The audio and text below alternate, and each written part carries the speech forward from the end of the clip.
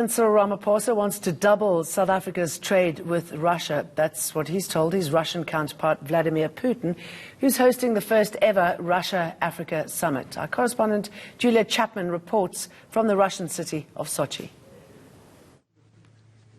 Greeting each other like old friends, Presidents Putin and Ramaphosa kicking off the first Russia-Africa summit. The leaders called attention to a partnership between their countries going back decades. But it was contemporary cooperation at the top of the agenda. Trade between Russia and South Africa amounts to $1 billion a year, and the presidents say there is plenty of room for growth.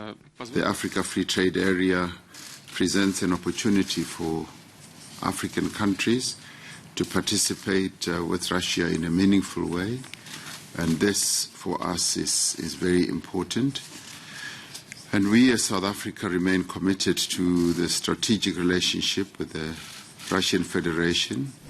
As if to bring that point home, Russia sent 2 warplanes to South Africa just hours after the meeting.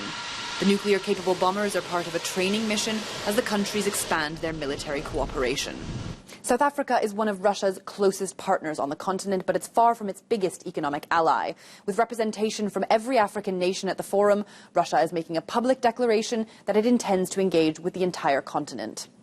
From nuclear energy to infrastructure and agriculture, President Putin says the potential for cooperation is vast.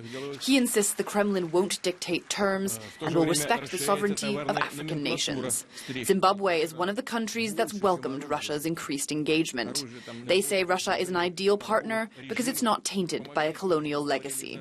This world of ours was dominated by a few countries, and they don't want to let go. They want to continue to exploit resources from Africa. They don't want other players in there. So when Russia tries to move in, based on the historical relations that she has had with African countries, some countries will think that they are now overbearing on their territory.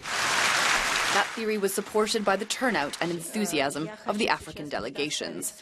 And while Russia may not have the financial firepower of China or the political clout of the US, it's clear Africa finds Russia's partnership proposals enticing. Julia Chapman, Sochi.